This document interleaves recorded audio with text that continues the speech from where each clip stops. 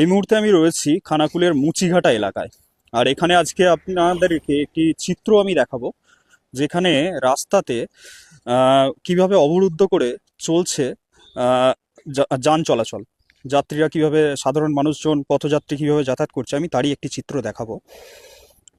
এই যে রোড দেখাচ্ছি আপনাদেরকে, এই যে রোড দেখতে পাচ্ছেন, এই রোডে প্রায় দিনই পথ দুর্ঘটনার শিকার হয় সাধারণ মানুষজন।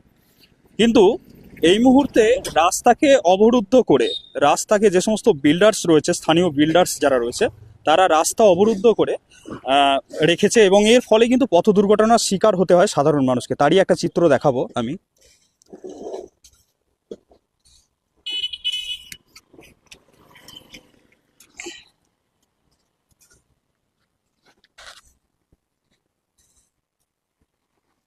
সাথে থাকুন, অবশ্যই দেখাবো। এই হচ্ছে মুচিঘাটা রোড, আর মুচিঘাটা রোডের একদম ওপরেই রয়েছি। প্রায় দিনই এখানে পথ দুর্ঘটনার শিকার হয় সাধারণ মানুষজন। তো সেই চিত্র নিয়ে আজকে, মানে সেই বিষয় নিয়ে আজকে কথা বলবো, যে কিভাবে এই দুর্ঘটনা কিভাবে কমবে।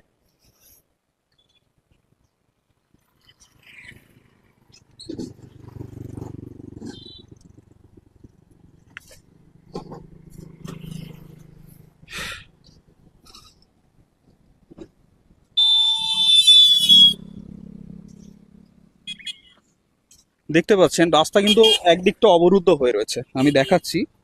মাল যদিও তারা তোলার চেষ্টা করছে, কিন্তু অবরুদ্ধ হয়েছিল, আমি দেখাচ্ছি।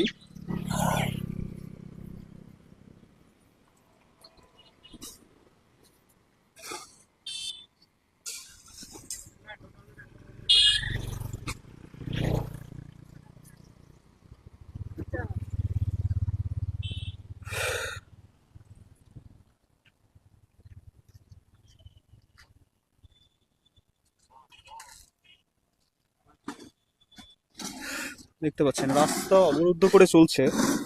এখানে বিল্ডার্সের মাল যারা করে, এখানে বিল্ডার্স যে সমস্ত দোকান রয়েছে,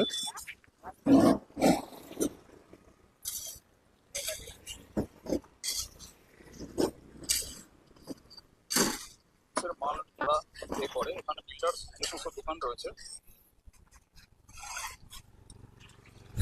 দেখতে পাচ্ছেন পথ অবরুদ্ধ করে চলছে। এখানে কিন্তু বিল্ডার্সদের ব্যবসা, মানে যে সমস্ত ব্যবসায়ী রয়েছে, ইট বালি পাথর যে সমস্ত ব্যবসায়ী রয়েছে, তারা কিন্তু এই রাস্তাতে এইভাবে কিন্তু অধিকাংশ দিনই এখানে কিন্তু মাল এইভাবে পড়ে থাকে।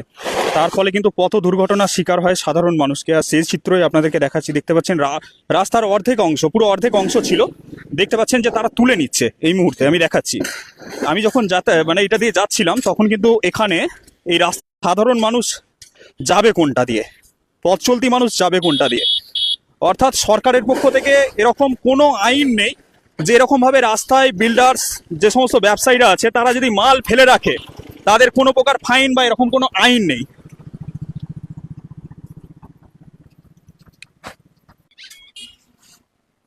আর এইভাবে মাল পড়ে থাকার কারণে দেশে হাজার হাজার মানুষের কিন্তু মৃত্যু ঘটে, শুধুমাত্র এই রাস্তা অবরুদ্ধ করে বালি টনচিপ সহ ইট, বিভিন্ন যে সমস্ত ইমারতি দ্রব্য তাকে রাখার ফলে। দাদা, কি করছেন এখানে আপনারা? কি করছেন আপনারা? কি করছেন বলুন। ওনাকে বলতে হবে। হ্যাঁ, ওনাকে বলতে হবে। কাকে বলতে হবে? মানে কি করছো তুমি জানো না? টঞ্চি ভর্তি। আচ্ছা, এই টনচিপটা কোথায় রয়েছে এখন এই মুহূর্তে? মুচিঘাটা ব্রিজের নিচে। না না, এই যে মানে রাস্তার উপরে রয়েছে না রাস্তার বাইরে? রাস্তার উপরে। রাস্তার উপরে। এই যে রাস্তার উপরে রয়েছে, যদি কারো কোনো প্রকার দুর্ঘটনা ঘটে যায়, তার জন্য দায়ী কে থাকবে বলতে পারবেন? পথ দুর্ঘটনা ঘটতে পারে না, পারে না? এখানে তো প্রায় দিনই পথ দুর্ঘটনা ঘটে নাকি? হ্যাঁ, ঘটে তো, খবরে দেখেছো তো। তারপরে এইভাবে রাস্তায় কেন মালপত্র, মানে এই যে রেখে গেছে, বা তোমরা, এটা হয়তো তোমাদের দোষ না, তোমরা হয়তো লেবার, তোমরা কাজ করছো, কিন্তু যারা রেখে গেছে তারা কি এটা ঠিক করেছে? না। হ্যাঁ, না, এটা ভুল করেছে।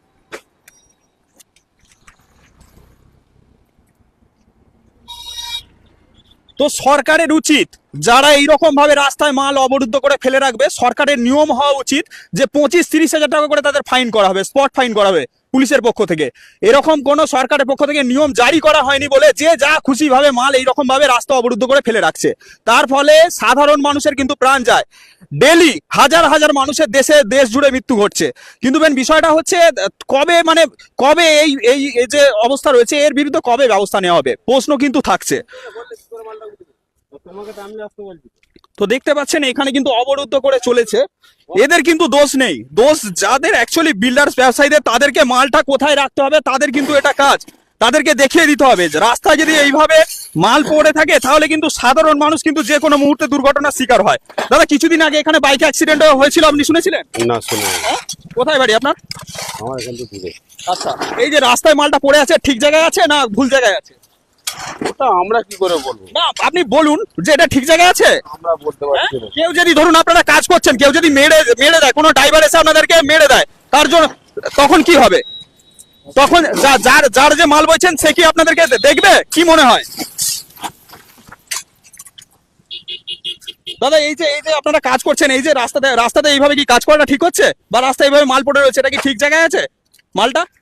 দাদা ভুল তো। হ্যাঁ, তো আপনারা যখন কোনোভাবে এরকম ভাবে কাজ করবেন, রাস্তায় মাল পড়ে থাকলে একদম কাজ করবেন না।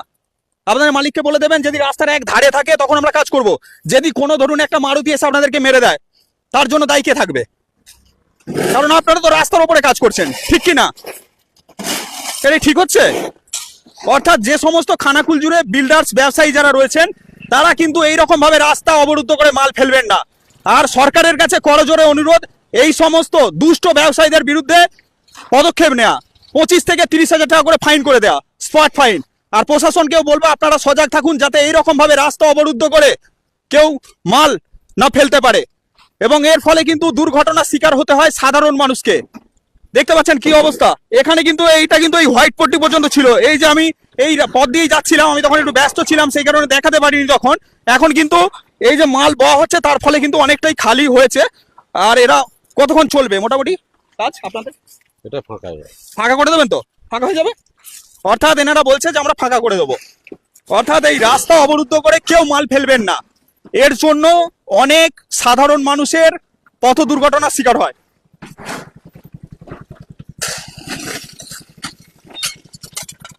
তো এইভাবে অবশ্যই যে সমস্ত বিল্ডার্স যারা রয়েছেন আপনারাও দেখবেন যাতে আপনাদের কারণে, দেখতে পাচ্ছেন এই যে গাড়ি রয়েছে, গাড়িও কিন্তু এই যে ইঞ্জিন ভ্যান রয়েছে অর্ধেকাংশ কিন্তু জ্যাম হয়ে গেছে, বাইক যেতে হচ্ছে, এই দেখতে পাচ্ছেন মাঝখান দিয়ে বাইককে যেতে হচ্ছে।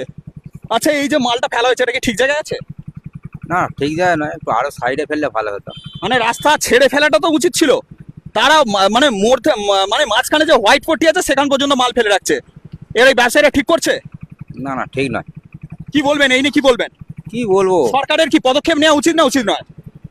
না ওই বিষয়টা নিয়ে বলা যাবে না, যে ফেলেছে তাকে বলাটা দরকার। সরকার পাল্টে যাচ্ছে কি হয়ে যাচ্ছে সেটা বলতে পারবো না। না অবশ্যই সরকারের পদক্ষেপ নেওয়া উচিত।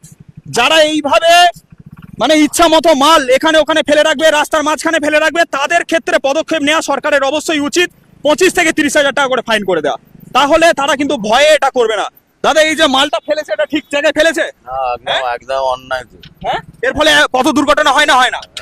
কত দুর্ঘটনা হয় তো, মানে এইরকম ভাবে তো প্রায় দিনই পড়ে থাকে এখানে, পড়ে থাকে, হ্যাঁ কি না? ওই তো আছে তো, পড়ি আছে তো, আপনার সামনেই তো আছে পড়ে।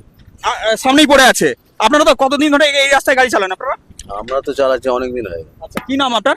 আমার নাম হচ্ছে নুরুল ইসলাম। আচ্ছা, প্রতিদিন আপনারা যাতায়াত করেন এরকম ভাবেই মাল পড়ে থাকে তাই তো?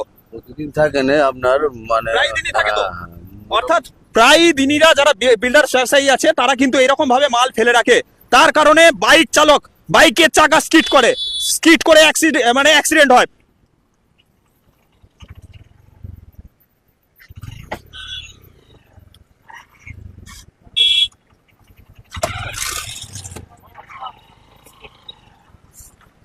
কি নাম তোমার? আদিত্য হাজরা, আচ্ছা, কোথায় যাচ্ছ? মুচিঘাটা, কোথায় বাড়ি?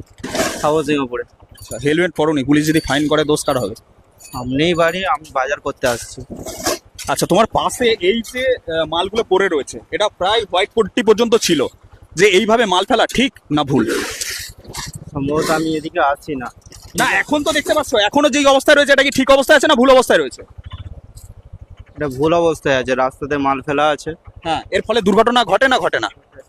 হাজার হাজার মানুষের দেশে কিন্তু প্রাণ যায় এইরকম ভাবে রাস্তা অবরুদ্ধ করে মাল ফেলার কারণে, কারণ বাইকের চাকা স্লিপ করে কি আচ্ছা ঠিক আছে এসো। তো মেন বিষয়টা হচ্ছে, অর্থাৎ যে সমস্ত খানাকুলের মানুষজন যারা রয়েছেন বা রাজ্যের যে সমস্ত মানুষজন রয়েছেন, আপনারা যদি ইমারতি দ্রব্য ব্যবসায়ী হন, আপনারা কেউ শত্রু নন। মেন বিষয়টা হচ্ছে আপনাদের জন্য যদি কারো প্রাণ যায় তার জন্য দায়ী কে থাকবে? সরকার না আপনারা। আপনারা যদি একটু সঠিক জায়গায় মালটা ফেলেন, যখন লরি থেকে মালটা নামানো হচ্ছে যদি একটু সাইড করে ফেলে, তাহলে কিন্তু অনেক মানুষের কিন্তু প্রাণটা বেঁচে যাবে।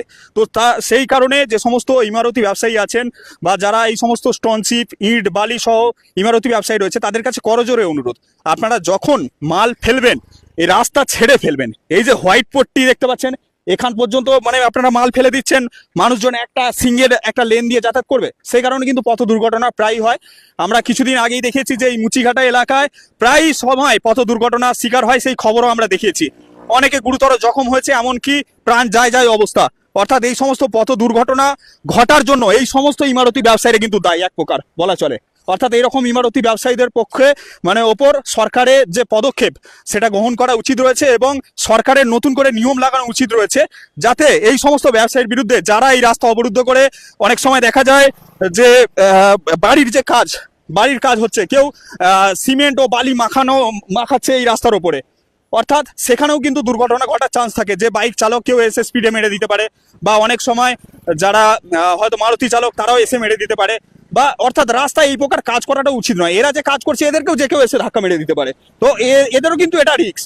অর্থাৎ আপনারাও যারা কাজ করবেন বা এরকম অবস্থায় থাকলে আপনারাও কাজ করবেন না, বা যে সমস্ত ব্যবসায়ী আছে তাদের কাছে করজোরে অনুরোধ, যাতে এরকম অবস্থায় মাল না পড়ে থাকে, তার জন্য আপনাদেরকে কিন্তু এগিয়ে আসতে হবে, এবং যাতে দুর্ঘটনা কমানো যায় তার জন্য শুধু সরকারকে এগিয়ে এলে হবে না, প্রশাসনকেও এগিয়ে আসতে হবে, সাধারণ মানুষকেও এগিয়ে আসতে হবে, সমস্ত স্তরের মানুষকে কিন্তু এগিয়ে আসতে হবে। যারা পথযাত্রী তাদেরকেও সুরক্ষিতভাবে তাদেরকেও কিন্তু যেতে হবে, তাদেরকেও নিয়ম কানুন মানতে হবে, তবেই কিন্তু পথ দুর্ঘটনা কমবে। শুধু পুলিশের ওপর দোষ দেবো বা সরকারের ওপর দোষ দেবো সেটা কিন্তু না, অবশ্য সরকারের পদক্ষেপ নেওয়া উচিত রয়েছে। যারা এইভাবে রাস্তা অবরুদ্ধ করে মাল ফেলে রাখবে তাদের জন্য একটা মোটা টাকা ফাইন করা উচিত, তাহলে কিন্তু তারা ফাইনের ভয়ে অন্তত এই রাস্তার উপরে এইভাবে কিন্তু মাল ফেলবে না।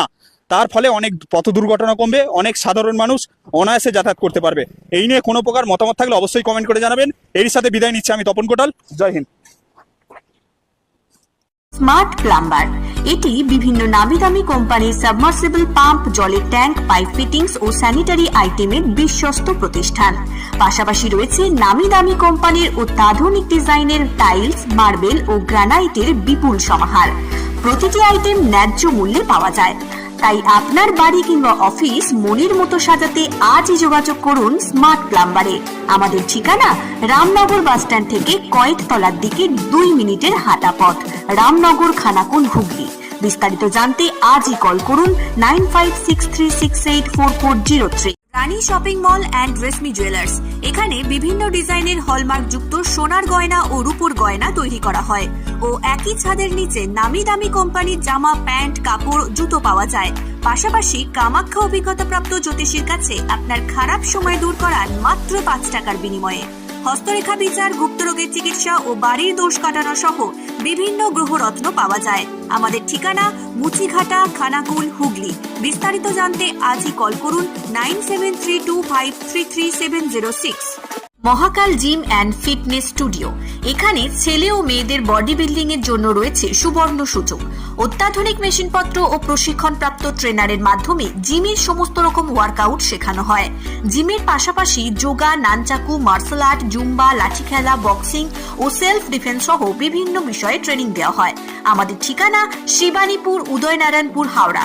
বিশদ জানতে আজই কল করুন 9609832596।